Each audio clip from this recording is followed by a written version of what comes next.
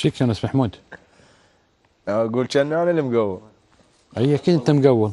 اشكرك. اذا قولوا اللعيبه كان يونس محمود صح؟ الحمد لله. كان علي بعد. مبروك علي.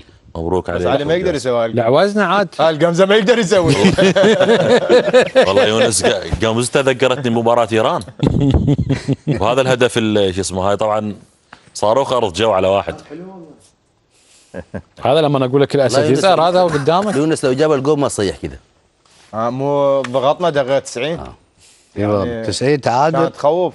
يعني كابتن كنت متوقع انت جالس في النص انه يقول؟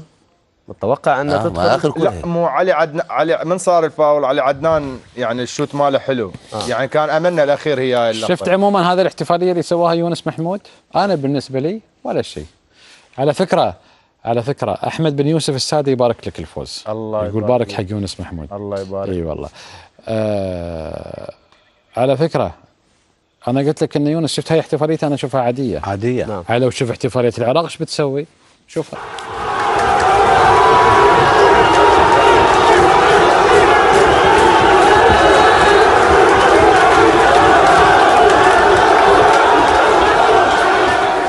المقهى تدرون شو اسمه؟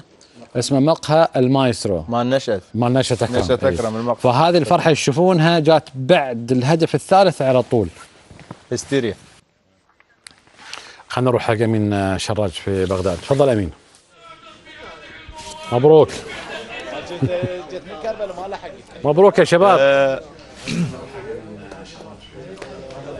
نعم بالبداية تحية لك خالد وتحية لكل متابعي ومشاهدي المجلس. يعني أبدأ من حيث ما انتهى قبل التقرير على اعتبار شاهدنا فرحة يونس محمود، الفرحة الهستيرية الجميلة. أنا ربما يعني تصرفت أغرب من هذا التصرف. أتمنى أن لا تسرب طريقة احتفالي بالهدف في مواقع التواصل الاجتماعي. بالفعل كانت يعني حركات لا إرادية ربما المشجعين يعرفوها. أنا يمكن اصطدمت بالسقف إن لم يخن التعبير.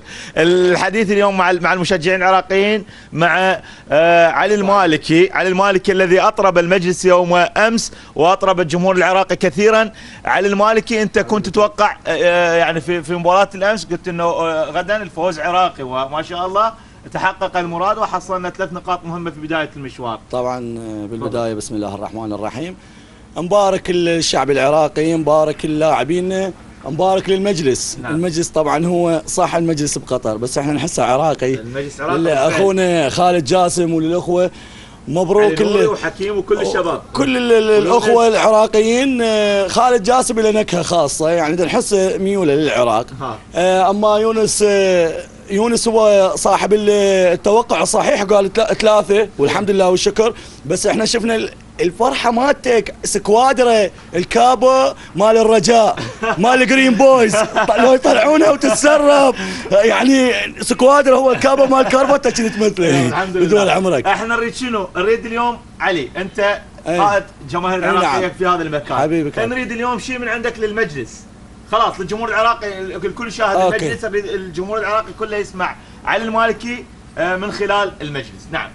احنا طبينا اكبر ملعب نجيب الفوز وما نتعب. احنا طبينا اكبر ملعب نجيب الفوز وما نتعب. احنا طبينا اكبر ملعب نجيب الفوز وما نتعب. احنا طبينا اكبر ملعب نجيب الفوز وما نتعب. احنا طبينا اكبر ملعب نجيب الفوز وما نتعب. احنا طبينا اكبر.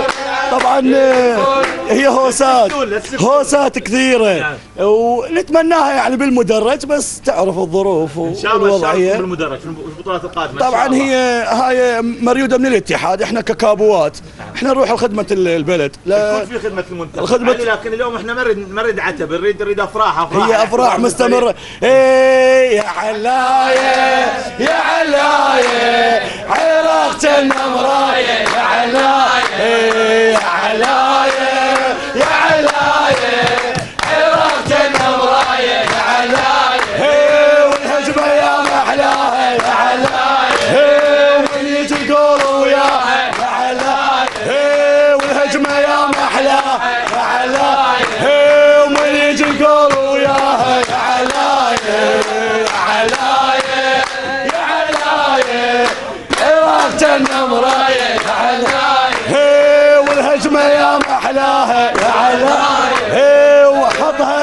ننام وياها يا علاية يا علاية يا علاية عيرك جنة مراية يا علاية حي الله ابو طارق هاي الهمام حي الله ابو طارق قولوا والله حارق حي الله ابو طارق قولوا والله حارق حي الله ابو طارق هاي يونس اخيرا هاي يونس سفاح العرب يونس يا ابن سفاح العرب يونس يا بن محمود سفاح العرب يونس يا بن محمود سفاح العرب يونس يلا مبروكين حبيبي حبيبي يونس يسمعك الشباب طبعا الشباب يونس هو بعد هو الاسطوره مالتنا وهاي هي بطولتي بطولة يونس بالتاكيد. طبعا هذه الافراح منذ انتهاء المباراه الشوارع العراقيه بدات يعني بداوا يشعرون باهميه البطوله، وبالتالي الكل فرح بهذه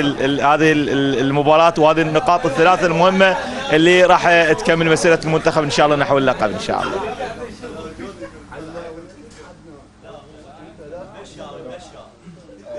طبعا يمكن اكثر المشاهدين ما يعرفون علاوي من عائله رياضيه، وعائلتهم يملكون رابطتين، اكبر رابطتين بالعراق هم الزوراء والجويه، هم اخوان كل واحد برابطه. هم من عائله رياضيه ويحبون كره القدم ومشجعين. طبعا كنا نتمنى انه يكون موجود لان هو يقود الجماهير، كنا نتمنى يكون موجود هناك. مشكورين ومبروكين وتستاهلون وان شاء الله منها للاعلى ان شاء الله. اللي احلى من هذه الفرحه فرحه واحد كبير في السن نوعا ما، ولكن فرحه على رجل واحده، يعني رجل واحده. وصلتكم؟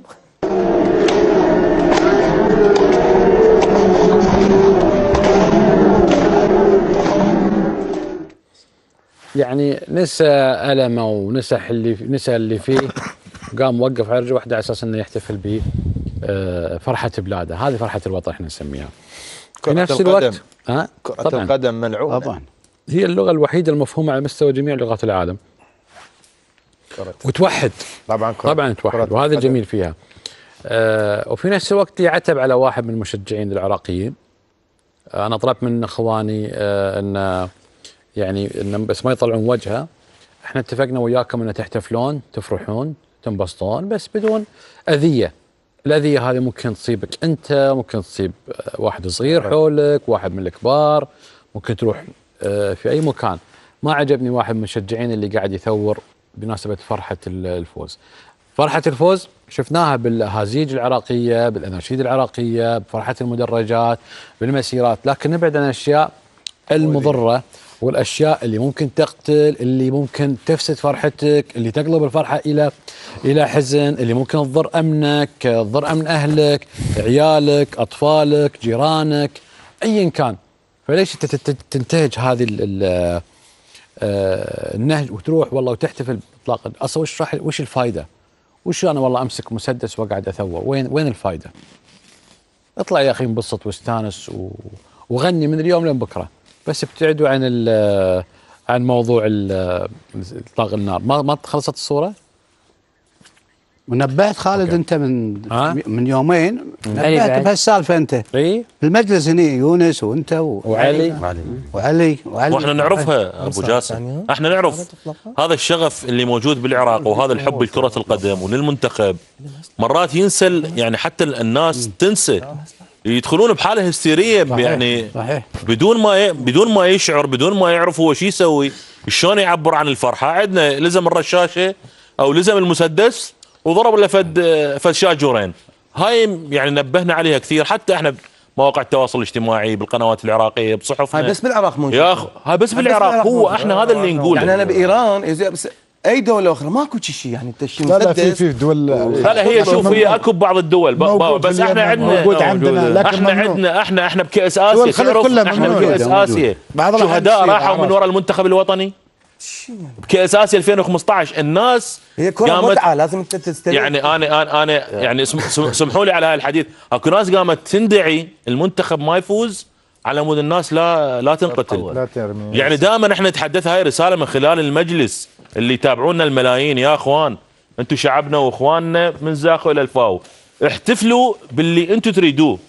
شعالات، اغاني مثل ما قال ابو جاسم، هوسات. هسه شفنا الاخوان اللي موجودين وهي امين ورابطه مشجعي قوه الجويه، هذا احتفال روعه بالملعب. احتفل وين ما كان احتفل، بس يا اخي هذا السلاح من تلزمه توقع يروح على طفل، توقع يروح على شايب، على امراه، على غيرها.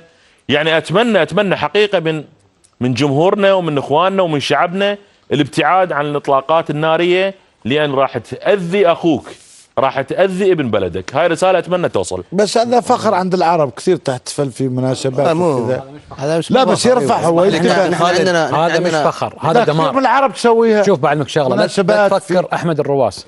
بدعه كل احترامي وتقديري حق العرب، لو سمحت احمد الرواس لو سمحت، وقال لك بدعه لو سمحت. هذه بدعه وفيها ضلال. الله يهديك يا خالد، هذه جريمه. كثير العرب هذه جريمه. احمد الرواس، يا احمد شوف، لا قصدي يرفع فوق. هذا والله لو اذن فيك ما ينفع اذن في خرابه. اسمعني، انا اقول لك نحن نحترم العرب، والعرب على عيننا وعلى راسنا، فخر. ولكن الفخر مش بسلاحي، الفخر بعلمي، فخر باني اخدم مجتمعي، اخدم البشريه، اصنع لي شيء، انتج لي حاجه.